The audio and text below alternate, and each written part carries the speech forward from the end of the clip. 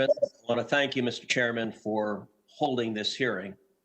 The three witnesses we have before this committee today collectively pose, I believe, the single greatest threat to free speech in America and the greatest threat we have to free and fair elections. Yesterday, I spent a considerable amount of time speaking with both Mr. Zuckerberg and Mr. Pichai. I have concerns about the behavior of both of their companies.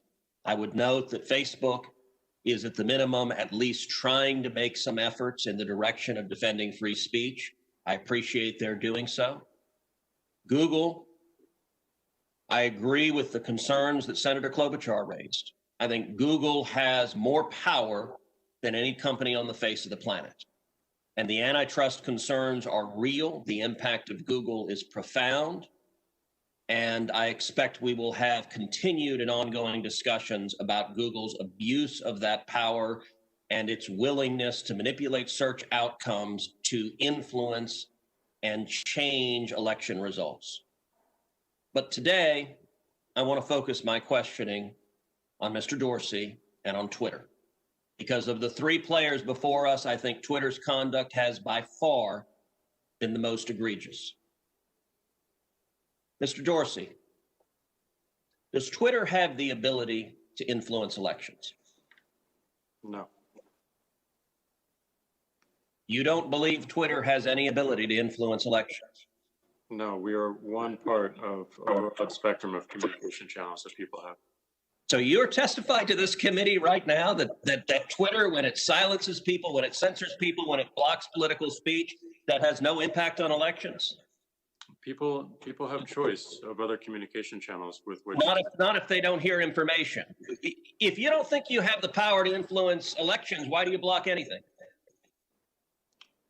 Well, we have policies that are focused on making sure that more voices on the platform are possible.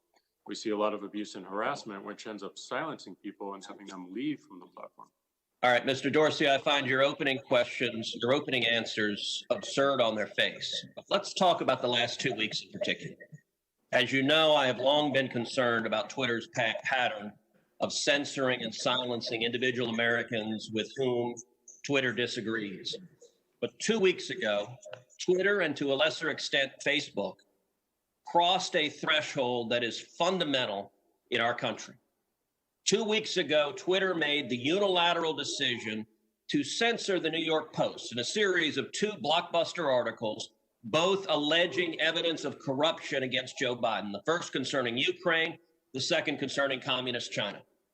And Twitter made the decision, number one, to prevent users, any user, from sharing those stories. And number two, you went even further and blocked the New York Post from sharing on Twitter its own reporting. Why did Twitter make the decision to censor the New York Post? We had a hack materials policy that we. When was that policy adopted? In 2018, I believe. In 2018, go ahead. What was the policy? So the policy is around limiting the spread of materials that are hacked. We didn't want Twitter to be a distributor for hack materials. We found that the New York Post, because it showed the direct materials, screenshots of the direct materials, and it was unclear how those were attained, that it fell under this policy. Now, so in your view, if it's unclear the source of a document, and in this instance, the New York Post documented what it said the source was, which it said it was a laptop owned by Hunter Biden that had been turned into a repair store. So they weren't hiding what they claimed to be the source. Is it your position that Twitter, when you can't tell the source, blocks press stories? No, not at all. Our team made a fast decision. The enforcement action, however, of blocking URLs, both in tweets and in DM, in direct messages, we believe was incorrect. And we changed it. Today, right now, the New York Post is still blocked from tweeting 2 weeks later. Yes, they have to log into their account, which they can do at this minute, delete the original tweet, which fell under our original enforcement actions, and they can tweet the exact same material in the exact same article, and it would go through. So, Mr. Dorsey, your ability is you have the power to force a media outlet. Let's be clear. The New York Post isn't just some random guy tweeting. The New York Post has the fourth highest circulation of any newspaper in America. The New York Post is over 200 years old. The New York Post was founded by Alexander Hamilton. And your position is that you can sit in Silicon Valley and demand of the media that you can tell them what stories they can publish, and you can tell the American people what reporting they can hear. Is that right? No, this was a, every person, every account, every organization that signs up to Twitter agrees to a terms of service.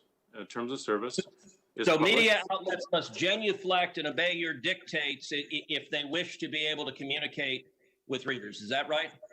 No, not at all. We recognized an error in this policy, and specifically the enforcement. You're still blocking their posts. You're still blocking their posts. Right now, today, you're blocking their posts. We're not blocking the post. Anyone can tweet. Can the New York Post post on their Twitter account? If they go into their account. No is your answer to that. No, unless they genuflect and agree with your dictates. Let me ask you something. You claimed it was because of a hacked materials policy. I find that facially highly dubious and clearly employed in a deeply partial way. Did Twitter block the distribution of the New York Times' story a few weeks ago that purported to be based on copies of President Trump's tax returns? We didn't find that a violation of our terms of service and this policy in particular, because it was reporting about the material. It wasn't distributing the material. Okay, well, that's actually not true. They posted what they purported to be original source materials, and federal law, federal statute makes it a crime, a federal felony, to distribute someone's tax returns against their knowledge. So that material was based on something that was distributed in violation of federal law, and yet Twitter gleefully allowed people to circulate that. But when the article was critical of Joe Biden, Twitter engaged in rampant censorship and silencing. And again, we recognized errors in that policy. We changed it within 24 hours. This is. But you're still blocking the New York Post. You haven't changed it. We have changed it. They can log into their account, delete the original tweet. You forced a Politico reporter to take down his post about the New York Post as well. Is that correct? Within that 24-hour period, yes. But we, as the policy has changed, anyone can tweet. So Twitter takes the view you can censor the New York Post, you can censor Politico, presumably you can censor the New York Times or any other media outlet. Mr. Dorsey, who the hell elected you and put you in charge of what the media are allowed to report and what the American people are allowed to hear? And why do you persist in behaving as a Democratic super PAC, silencing views to the contrary of your political beliefs? Let's give Mr. Dorsey a few seconds to answer that, and then we'll have to conclude this segment. Well, we're not doing that, and this is why I opened this hearing with calls for more transparency. We realize we need to earn trust more. We realize that more accountability is needed to show our intentions and to show the outcomes. Thank you, Senator. So I hear the concerns and acknowledge them, but we want to fix it with more transparency. Thank you, Senator Cruz. The ranking member has deferred now to Senator Schatz.